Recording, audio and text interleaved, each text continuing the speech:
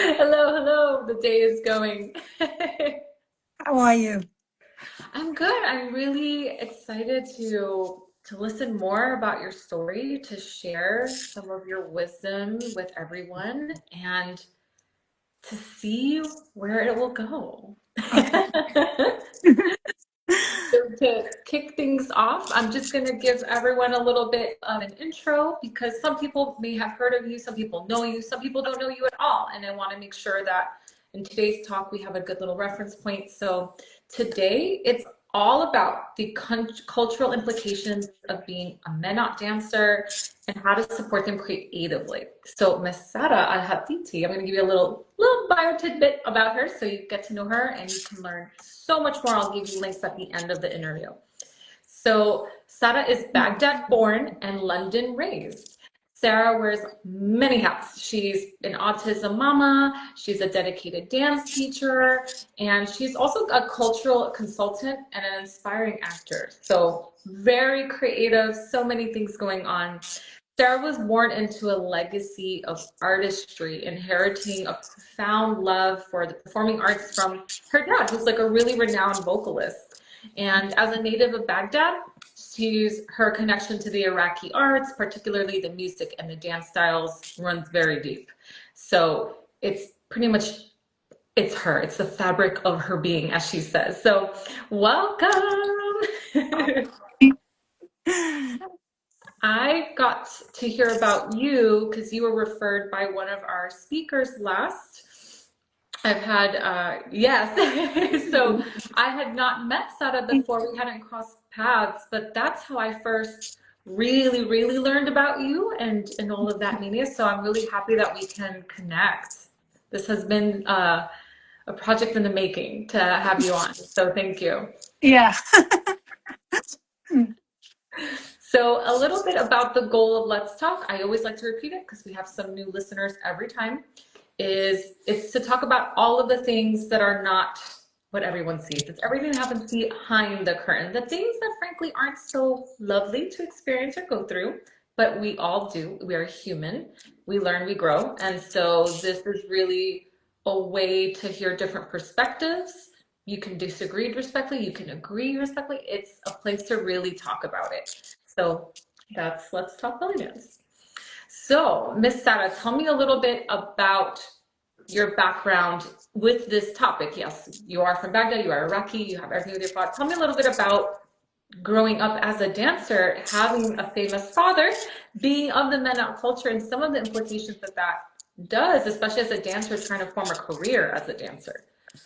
So the first thing I'll say is I would not take on the title of dancer. Okay. Oh, I've never been known in my community as a dancer or called a dancer. Okay. I did not. I studied the arts. I was not actively able to pursue them. So the path I pursued was very much outside the community. I actually, anything that I did in entertainment was never to do with anything to do with the Middle East. Okay.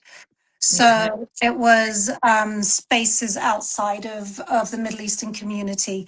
Um, as far as teaching, yeah, that's okay. It's still a bit of a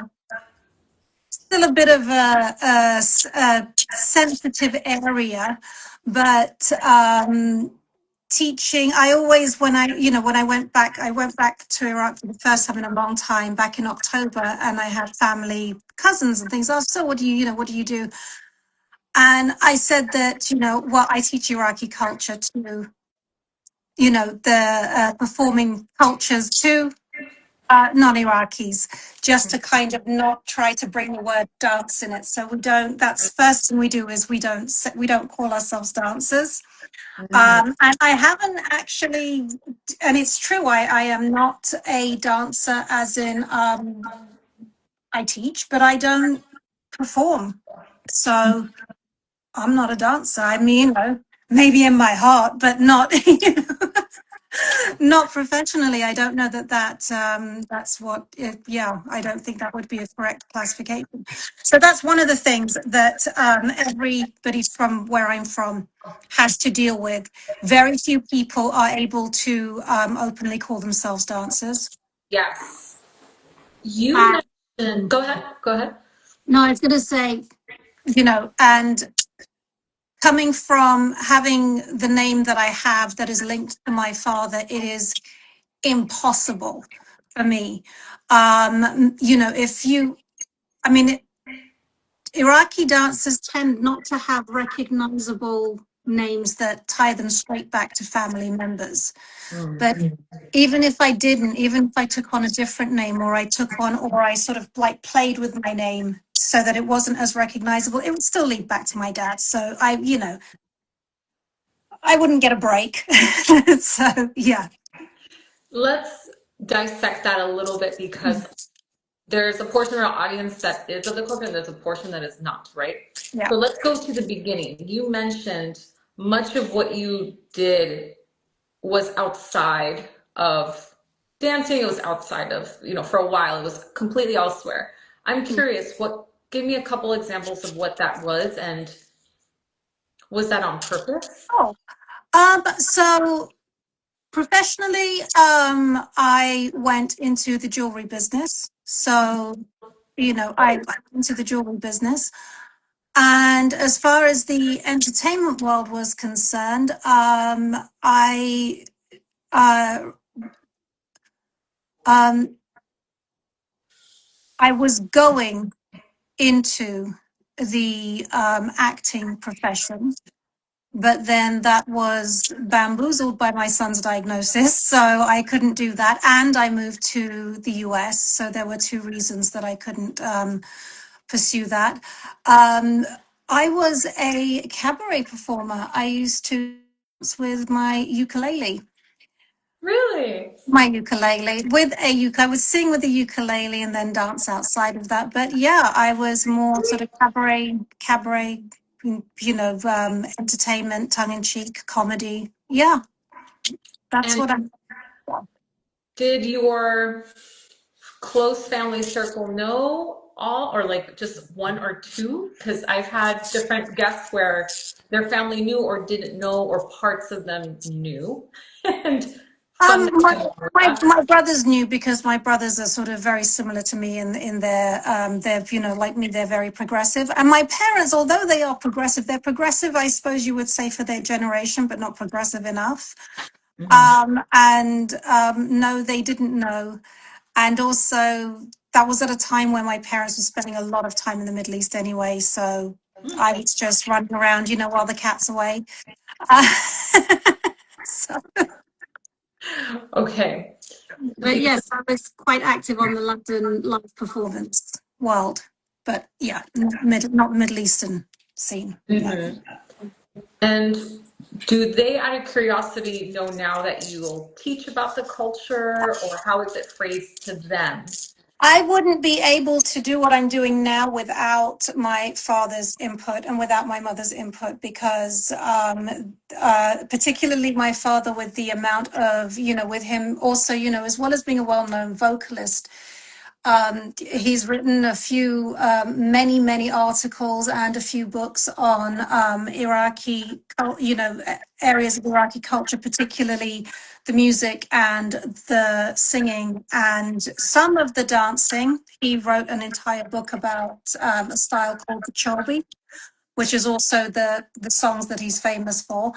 And he has long been accepted and respected as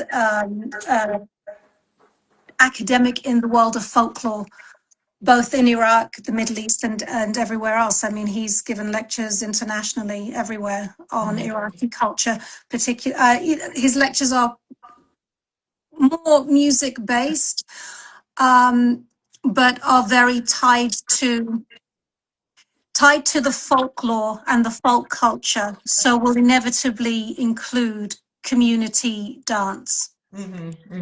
Um, yeah, so I get a lot of my information from him, and and sometimes his friends. And there are times where he's connected me with people who can help me in a specific area, or people from a certain part of Iraq. I probably would not have gotten to meet Hannah Abdullah without my father's input. She is one of the founding principal dancers of the Iraqi National Troupe. You can't just rock up to Baghdad and ask to meet her. You know, you have to have an in, and I had an in. Yeah. So, yeah. That's awesome. Beautiful. When I think of today's topic, I always go back to that whole accepting what we don't understand, which was really intentional in the flyer. And I would love for you to share maybe a few stories, experiences you've had with that, because I think that especially as a non-native dancer, that part can just be like not go through sometimes. And I'm hoping with some examples that will be a little easier and just to help paint the picture a bit more. So when I first started teaching, I was told very bluntly that if I didn't put out social media of myself dancing, that nobody would study with me, because who's to say I can dance?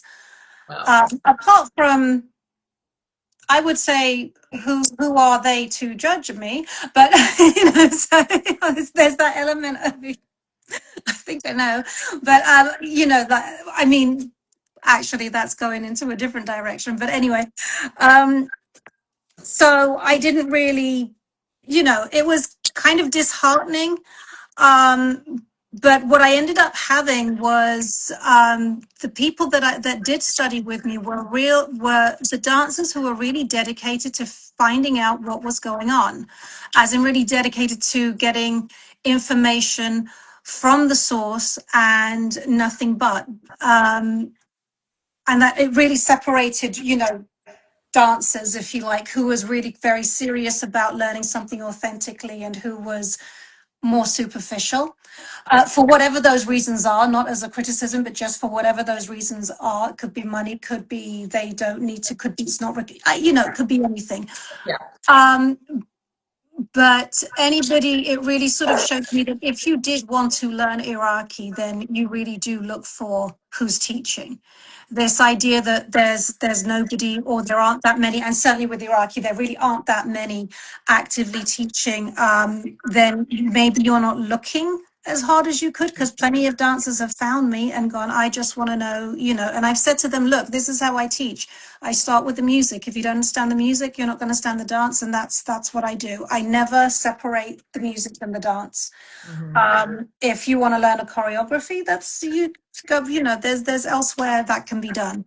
I have to start with context, with music, and then bring the two together, so that you understand what you're doing. So that as you build your vocabulary, you can improvise, you can pull your own things together, and so that you can listen to Iraqi music and understand what's happening. Now, I'm drifting off the subject. So I first had that experience with, if they don't see you dancing, then they're not going to study with you, which was partially true. That all changed after George Floyd.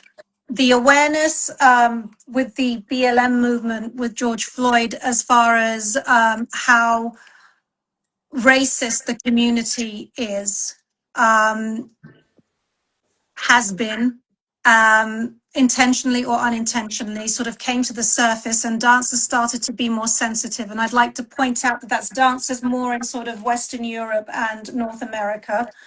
Not that anywhere else is insensitive, but it's mainly mainly that sort of, were more sensitive to some of the things that you could do and say to source dancers pre-George Floyd, you wouldn't have happened now. It'd be straight up racism.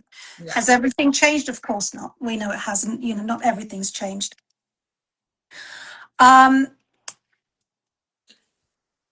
What other examples can I give you? So sorry, I just have to, so that I don't drift. When I've been asked to teach online, or whenever there's an event, it's customary to sort of, can you teach a workshop, and then we have a performance, and will you dance, and I Yeah. don't dance publicly. I cannot dance publicly. I can't be recorded dancing. I can't be filmed, photographed dancing. So I have to decline that. Um, I always have to say in workshops, there'll be a time and a place for recording, but don't record me, Yeah. record, yeah. Um, and when it comes to online classes, I had this quite recently. I collaborated with Sonia Ochoa.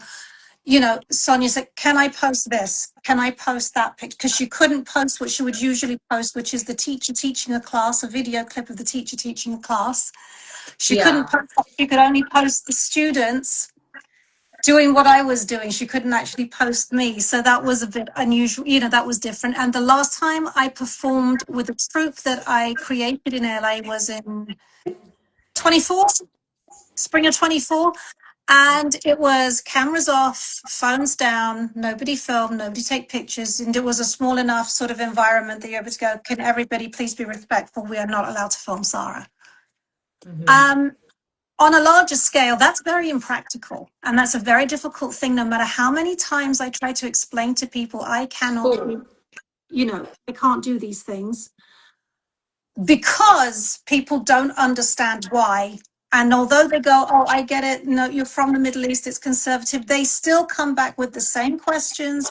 The amount of times I've been repeatedly asked to perform when I said I do not perform publicly for cultural reasons, and I've still been asked. So and I'm kind of like, okay, I understand that you don't understand it, but I'm asking you not to worry about understanding it and just to accept it and say, okay, and Yeah. particularly with places like Iraq, and most very much Saudi Arabia and other areas that are far more conservative. The reason why you're sort of like this community is starved of teachers is that reason. It's not something we can do publicly. Even to be called a dance teacher publicly, a dance teacher publicly is kind of dodgy. It's Yeah. difficult. As well as you're working with dancers, and there's the other side of a very conservative culture that's like, why are you mixing with dancers? That can be a difficult thing to explain as well, especially the relationship with dance in the Middle East, with dance and dancers in the Middle East, and obviously some areas are very sex work heavy rather than just entertainment. So Yeah. there is that element of what kind of people are you The with. stigma, the taboo. Yes. Um, yeah. Workarounds to that I've tried to do, and this is very recent. I put together a troupe, and we're very slowly working on some Iraqi choreos, and that gets presented without me. So I get presented as the choreographer rather than the dancer. Mm-hmm. Am I allowed to name names here? Am I allowed to? Depends on context. I It's a good mean, story. Oh yeah, I love that. Depends on the content. No, it's a good story. It's an example of an example of a dancer and producer working around my situation. Working with me around my situation. So as you know, Jelena does these productions, these big productions. yours. Sometimes they have, pieces from certain places, and I think Alice in Wonderland has an element of a little bit of Iraqi choreo. There was so the Alice in Wonderland show that Jelena is producer of. Um, Jelena sent me a message and said, there's an Iraqi choreography. Can you come and put some eyes on it and tell me what needs to happen to just make sure Love it's, yeah. that. Dancers out there, you have every opportunity to reach out to Iraqi people and say, hey, what do you think? Hmm. And I do have dancers reach out to me and ask. I have dancers send me videos of other dancers and say, what do you think? Rather than of themselves, but they send of other dancers say, what do you think? But, being asked to look at a choreography, being asked for my opinion on something, being asked for, and this was a paid gig. This wasn't just, it was because we needed to clean up some things. That is one way that's a very smart way of being in touch with, let me get some professional eyes on this and make sure that it's working and that we're not doing something too far left from what's actually happening, supposed to be Yeah. happening. Um, do I have those are two examples of things. I'm trying to think of some more, unless you can.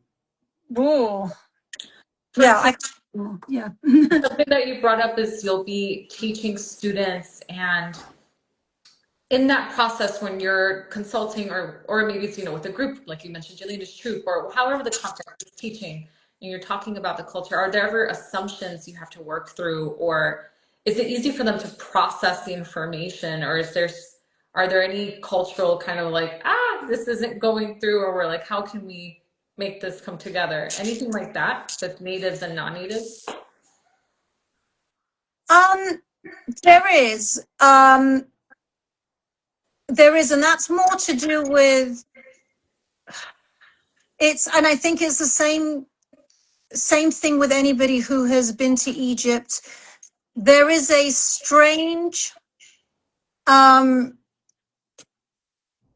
everybody loves to be entertained, but they just don't respect entertainers. Mm.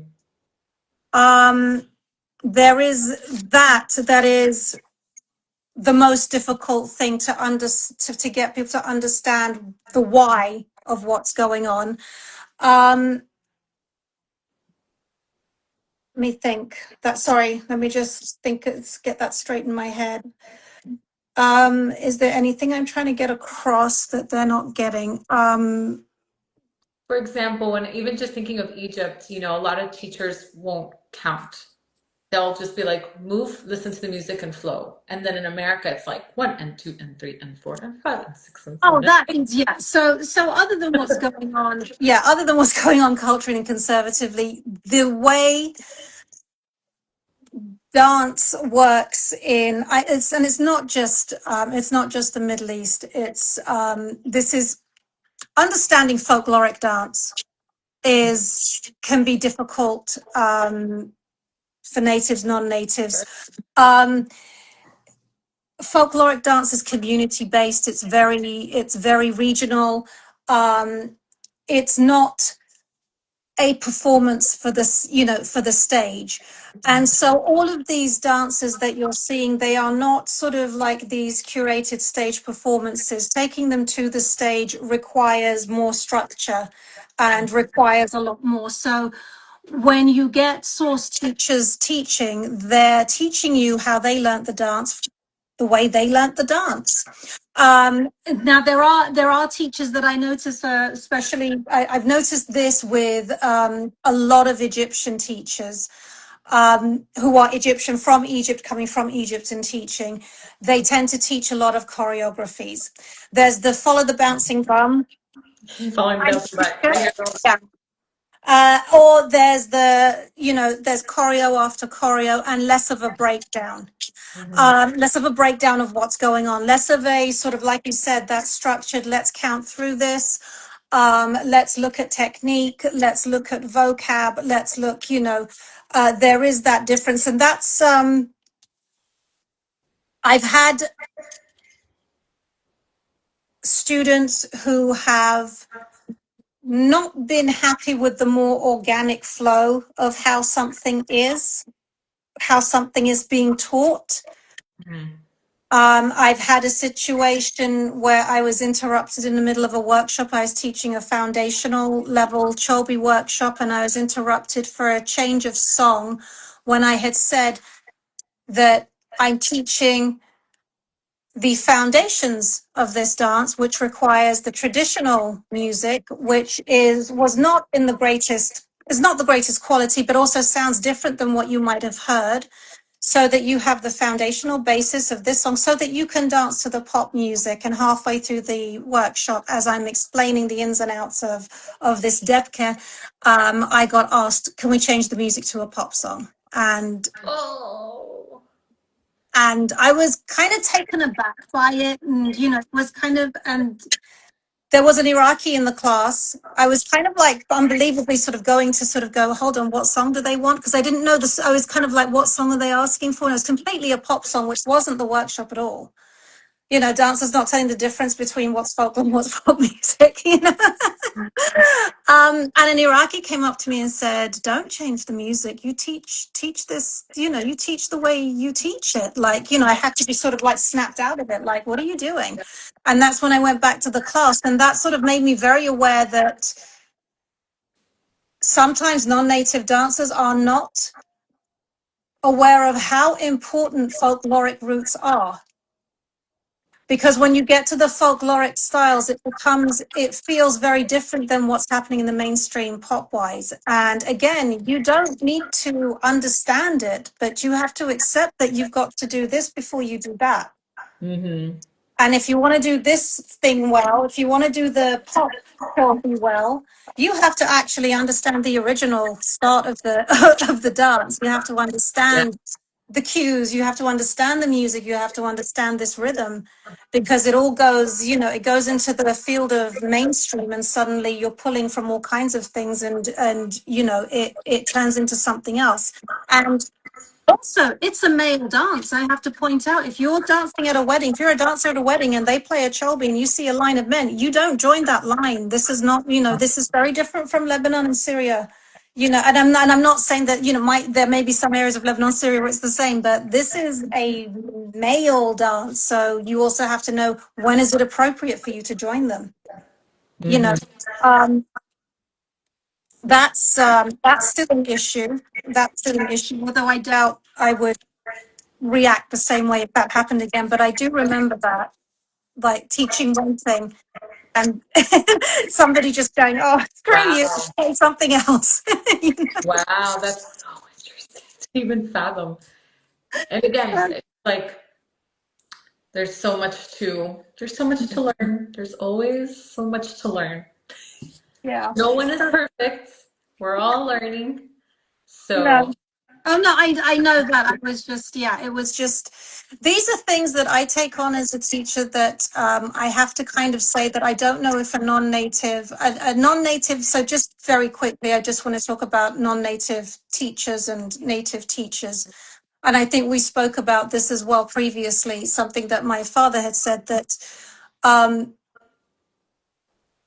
and I always have to be very careful how I say this. You have some very competent non-native teachers who are very smart and sensitive to what they're teaching and what they're doing, and they love their work. And so they love their work, so they have some integrity with what they do. Those teachers will teach elements of any dance, Iraqi or otherwise, a little differently than a source teacher will. And this was explained to me by my father. So when you speak a language, someone who's learning the language brick by brick is going to find things in the way you speak that you won't notice, because to you it's subconscious. So non-native teachers are going to, and I notice, break down, Iraqi dance into bite-sized pieces in a way that I would not necessarily do it, that I have to be reminded to do it. And where was I going with that? I was going with that as in, I can learn which areas I need to rethink my teaching in sometimes when I watch a non-native teach, because it wouldn't have occurred to me to break something down the way they break it down. I love that synonym with language. That's so true. Because I speak another language and part of a third, and then I can't tell you how to conjugate to save my life. I didn't need to learn it. I just do it, and I just speak, and it's fine. But that's so true. Someone that's like, oh, well, this is the rule of why. And I love that analogy.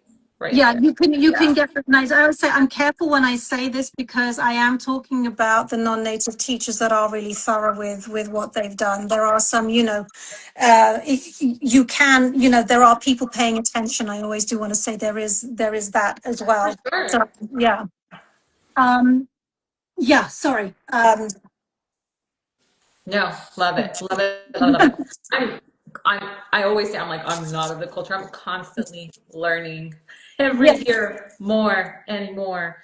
And a lot of it is listening more and more as I get older. So I just love to hear like little things like that, like this, the analogies and the things that are always such really good reminders, yeah, that and it's different cultures we're coming from and we're all loving the same thing, but we have to get yeah, to respect it and understand it. Even things that we don't understand, we just have to just know this is the way it yeah, is. yeah, Sometimes even it's really hard as a non-native sometimes to understand why. You just over time you just do. You have to. yeah, yeah. Mm. Solutions. I've spoken about this in another episode. I had another Mm. guest, that they could not also market themselves. My mentor, she doesn't really have many videos. She has a couple, but Yeah. she's a little bit less conservative area. So tell me about solutions, that we can, as a community, things that are really helpful for when we have an artist that's like, hey, love it, happy to share, can't perform, it's okay. I just, please don't have video of me. Like when I'm teaching, you're more than welcome to video the student. Like, what are some things like that, or things that will make life easier as an instructor, as an artist, in these spaces and places? Okay. So first of all, I always go back to this. First of all, music, playlists. That's the simplest thing. Is just if you're working with source teachers, they are a resource. They will know what is hot and what is not right now. If you're holding, if you're holding an event, playlists are always a good way to start. And when I say playlists, I mean this also. Okay, I'll give you a quick story. Something that I had to learn as a source instructor that I had to figure out. I had a dancer who was working in the clubs in San Diego, and and as she was telling me what was going on, as I was trying to help her with her, I said, I don't, okay, because of where I'm from, I do not go to Arabic nightclubs, and I don't I don't do that scene of the Middle Eastern world. I've never been able to, and I don't want to, but it's kind of these, yeah, man heavy clubs that these Arab men like. I don't do them. So I actually went down to San Diego to see what was going on in her set because I had no idea what it's like from my perspective. What was the problem that The she wanted problem to she was fix? having was both with the dancing and with the music. So once I saw her set, I realized that some of the music she had picked was the kind of music that the audience get involved in for themselves. They're not going to pay attention to a dancer. Okay, okay, okay. So Yeah. watching the connection maybe was lacking when she came to you. Okay, okay. Yes. So it's understanding what's going on with Arab audiences. That's Got an area. Playlists, that's another area that can be a solution. When it comes to performing on stage, no, they don't have to perform on stage. If you have the time and if you have the ability and they are able to choreograph something, or if you have a choreography and you can have their input so that they can be listed as aiding that, there's things in a production that people can help with and be involved in to be part of what's going on. I don't know if you're having competitions and you want somebody grading a competition. That's another area. You said solutions to improving. Ask when Can you some, repeat if they that? ask in workshops, what is the deal with photographs? Do you want to teach an all women's class? Are you okay with teaching a mixed class, depending on how Ah, conservative, how religious? Yeah.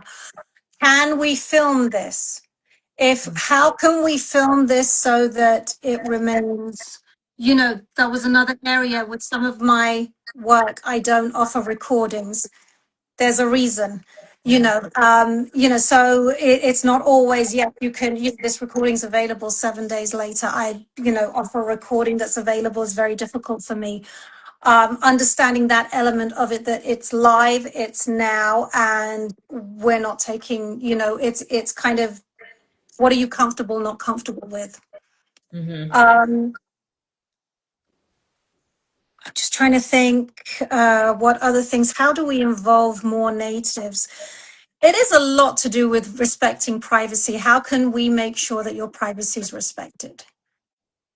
And that might be, in some cases, I mean, I know of, and I do know of, I do know of Iraqis that would teach under certain circumstances, but they would not be able to even have their face on a flyer. I mean, it gets very, very private. And I think ultimately there's no way around it other than to start small and with your own community, like I did in LA. And that's for the person who's teaching. You start small and within your own community. So, it's something that you have access to there. And then it builds up, and it's about getting together and finding out what works and what doesn't. And sometimes it doesn't have to be a practical dance class. Sometimes it does. Sometimes it's more, it's more context and culture. So, which is why I have consultant, I call them consultations. They're not always about, it's not always about, okay, let's do a few bars of this song and, on the count of 8. It isn't always that way. There's more to get to. Solutions. That's what I can think of right now. I bet you as soon as this is over, I'll be like, oh, that was this and that was. I mean, so far so good. Yeah, just being mindful, if I may summarize, of asking for permission, not assuming. It sounds like there's like a lot of assumptions sometimes, right? And so it's like, how nice if you ask the artist, the teacher, the student, like, may I take a picture? Yes or no? That's okay. And if it's no, don't get worked up. Like, totally fine. Video, yes or no? Performance, yes or no? Like, are you comfortable with this? Do you like this? Even sometimes with artists, like I'm bringing an artist now, I'm like, what's your diet? I need to know, like, is it halal? Is it not, like, there's questions, simple things, but asking goes a long way, it sounds like. Being mindful. Because, well, the thing is, and to be fair, let's just be fair about it, that it's because I remember I said this to my parents. I said, how am I supposed to teach dance if people don't see me dancing? How is that? How does anyone, because it was such a strange sort of space that I found myself in, that it's okay, go ahead and teach, but don't perform. And it's like, how does that work? How do you teach acting and there's no reel of you actually acting? Or how do you, where's your input here? It's such a strange area. So it's not unfair. And to not understand it isn't what I'm not even trying to get people to understand it. It's almost just, it is really, as bizarre as it sounds, it is the way it is. And, you kind of like, when you're working, this is one area that I would say kind of loosen up a little with your natives, because they have more to offer than, you put context into a dance, you immediately become a better dancer. If you know how a song structure works, you immediately become better at improvising because you know what's happening. If you learn to follow patterns, if you learn to follow cues, and because all of these dances are folkloric, so they're all improvised for the most part. And then all of that makes you a better choreographer and has you producing better group performances. But it is a tough one. I don't think it's not tough for people to say, okay, like I did with Sonia. Well, you can show everybody dancing, but you can't show me dancing. So you can't show me teaching a class. You can show everybody else. That is a strange position to be in. I mean, challenging. It's how at times, that's what it is, And then what did the dancers do? And this didn't happen to me. This happened to, this was out, and I'm going to tell this story. It's happened out in Russia. Hannah Abdullah went out to the US. She was able to go to the US to teach in Russia. And she said, I cannot have my picture taken with dancers because they're exposing their midriff and they're wearing tight clothing. Mm. And the organizer of the Russia workshop, this is the one workshop that Hannah Abdullah has done outside of Iraq with non-Iraqis. So imagine the Farida Fehmi of Iraq. So imagine Farida Fehmi, you take a workshop, you can't have your picture taken with her. Where's the proof that you took the workshop? Where's the proof that you studied with her? Because it is part of that is your social media. This is who I've studied with. Mm-hmm. So this actually happened, and it was a very difficult thing for them to navigate, where they had to, kind of say to the dancers, you can only post it on the Russian version of their social media, not regular social media. Or nobody had thought, can you please cover up and not wear tight clothing that you would wear to a dance? You know what I mean? Could you please, be more conservative in your dress if you want to take pictures with Hannah Abdullah? But that was one of her, I can't be seen taking pictures with dancers. And she is a well-known dancer. Mm. And it Yeah. was that sort of, at my age, I cannot be seen with foreign belly dancers. Because you go onto their page and they're done, and everything is, so yeah. So these are difficult things. I'm not saying it's easy. They're just difficult things that can come up, that need to be navigated, that no matter what, don't take away from the experience that you're going to have with a native, as opposed to what you will learn that will be different from a non-native. You cannot. You can become a dancer just studying with native dancers. You don't think you can really become a dancer if you cut out all native. You can do it one way, but not the other. If you had a choice, and this is the truth, if you had a choice, you can either study only with natives or with non-natives. You would get to where you're going with the fumbling along with the natives and following their bottoms, so unfortunately, that's just how it is. It might take a little bit longer. Things might not get broken down. You might, but it's that's just the way it is. Mm-hmm. Other solutions. The Hmm. only other solution I can think of is sometimes you don't need to know why, but if the thing keeps coming up, if the same reason keeps coming up, native after native, then don't worry about why. Just say, well, how can we accommodate? How That's can a we do good it? one. Yeah. Yeah. Not why does it no, how can we do it? Um, and I think, yeah, I think that probably I'd like to see more talk about this in the community to show that there's more understanding that, of that subject. And I think might see more people teaching more, probably, like I said, locally, starting locally, but you Yeah. might see more suddenly, you might see, more people like me, coming forward and offering their services. It kind of, let me know how you feel on this, but you know, social media is more recent. That's not Yeah. how, at least my generation, we didn't grow up with it. That was in No. college, right? So I feel like before that, though, many of these things still existed. There was still photo, but you still couldn't. It Yeah. wasn't about posting it online. It was just having the photo, right? If you Yeah. did, it might be really private. No one would ever see it. You would keep that photo, with the student as a teacher. Okay, I did this thing, but like no one could know or no one could see, Mm. depending on how conservative the place where you were from. Video, definitely not. There was no social media like that. No. Yeah. So I feel like back then, the teachers, it was always starting from the ground in the community and then expanding by word of mouth. Yeah. Your sister would go and your sister would go, oh my gosh, girl, you gotta come with me to this next class. This was such a great time. And it spread that way versus more recently, it seems to be more of a social show on this Yeah. online Yeah. world, kind of the reality of what it actually is. That disconnect seems to be very apparent to me, at least. where people think this world online is real Yeah. versus what's actually real when I think of this topic. What are your thoughts on this? Like the social media pressures Yeah. versus the real root pressures here too, you know? That's the heart of it all. I mean, social media is such a, it is a strange, it's a good business tool.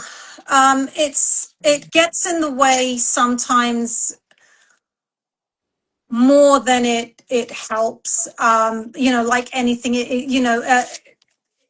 it's such a tough one. I mean, I'm just sorry. I was going back to just because my brain going back to the Hannah Abdullah story about taking the pictures popped into my head. The solution might be if you're with somebody who can't take pictures, but you want some kind of representation that you studied with them.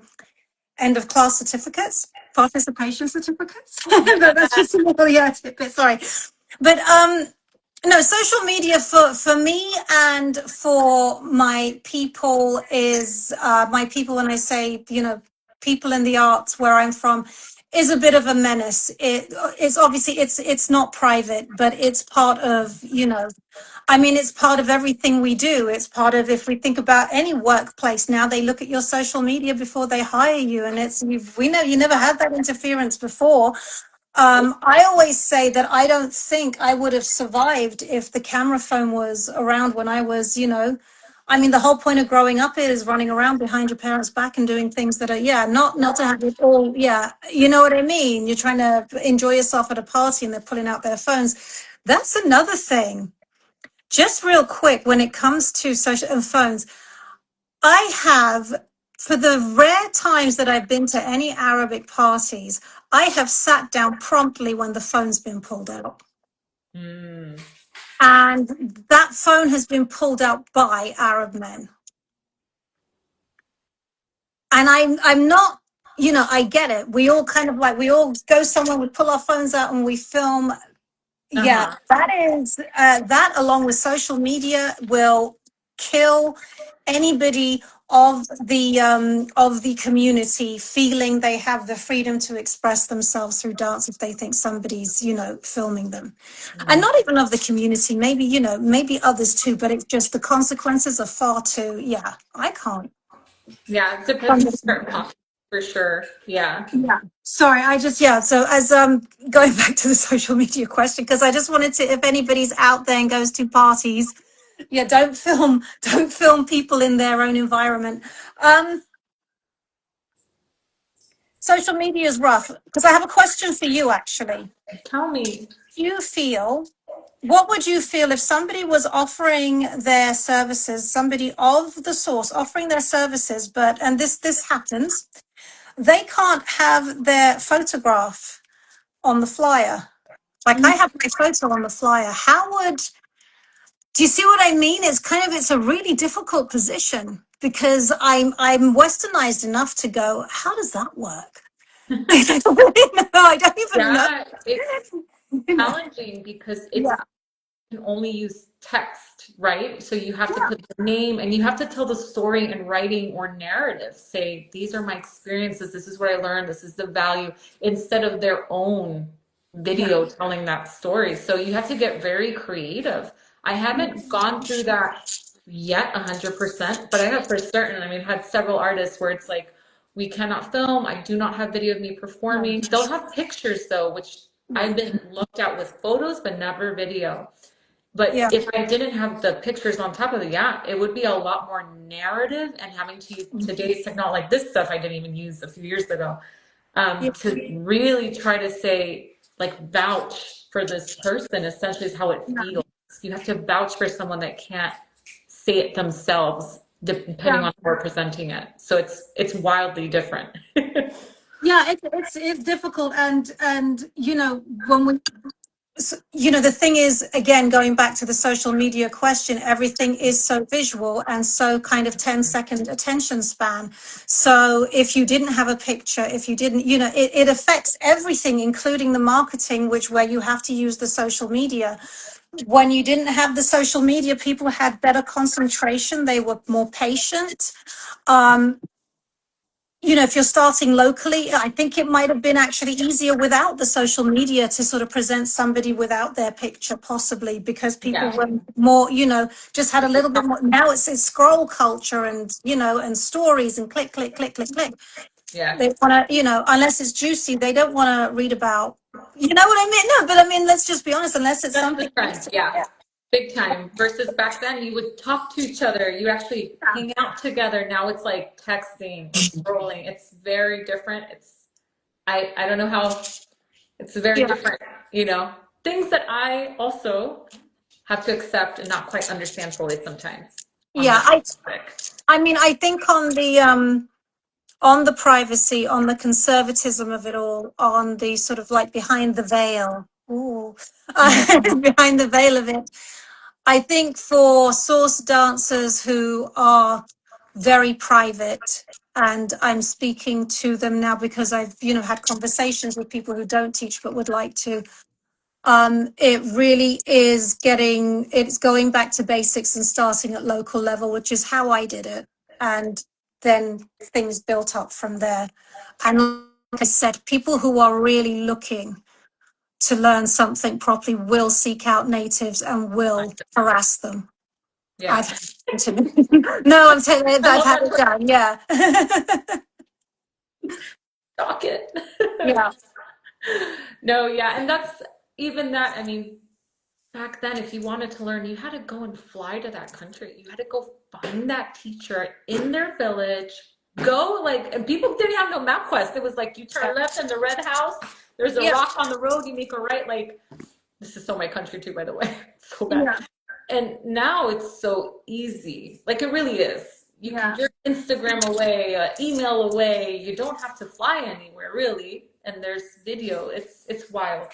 Oh my. I'm still trying to get some people back in Iraq to figure out teaching online and Mhm. get through the language barrier because there's no access to Iraq the way there is Egypt. And used to be, I don't know, Lebanon now, I don't know how things are in Lebanon, but Lebanon, Syria, certainly, I don't think anybody's going to go running to Syria anytime soon. And Turkey's becoming more conservative with dance. You know, it's kind of, but it's still accessible. Iraq is not as accessible. So Iraq's a tough one. Sorry, dancers, Iraq's a tough one. You'll just have to wait for me or Mohammed or I don't know. Do we do recommendations? I'm waiting to go. I want to go do a tour.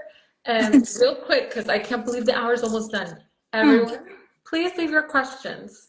You can share, you know, maybe there's something that you've also gone through, or like, I don't understand it fully, but I know this is the way to, you know, like this is the place. Any questions for Sara? And again, I'm always happy after the conversation to keep it going. You know, we'll have the video, we'll post the interview, and the talks and everything. And so if you have follow-up questions, happy to do that as well. I would love to, while people are typing in any questions, because I see Emeraldina, you have your hand up. Please, please, please, don't be shy. We'll read it. Just to make sure, if you had to sum up mm. this conversation and say, in one line, this is my wish for anyone listening. I know. This is my wish that for anyone listening to this in the future, what they get out of it, what I need them to understand, what would it be? Do you know what? It's the title.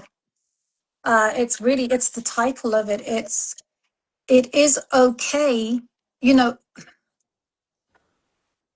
I think at some point respecting the culture means you have to be okay with accepting the things you don't understand. Um, yeah, you know, if you're going to, and there are examples I can give of this, of some really unpleasant things that have happened to source dancers that are embedded in just in the racism because people are not under our you know, as far as they say, well, it's not part of my culture. Why do I need to give a shit about, you know, how things are in your world?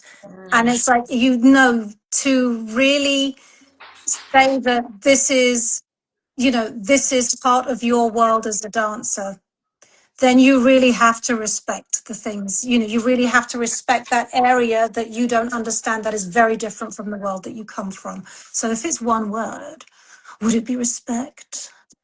Yeah. Oh, we got a question. With Iraqi festival teachers, how many would you say understand Iraqi dance or the people? From That one. I know of. I know one dance teacher in San Diego who is, her name is Anel. And she is amongst the Iraqi community. I don't know how much. She doesn't just dance, she goes to all the Iraqi events. So I'm pretty sure she's picked up some stuff.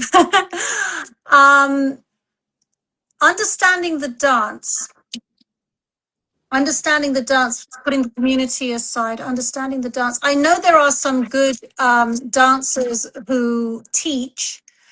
And there are, this is so, I don't know what it is, but I think there is something in the water because all of these people that I'm mentioning are Mexican.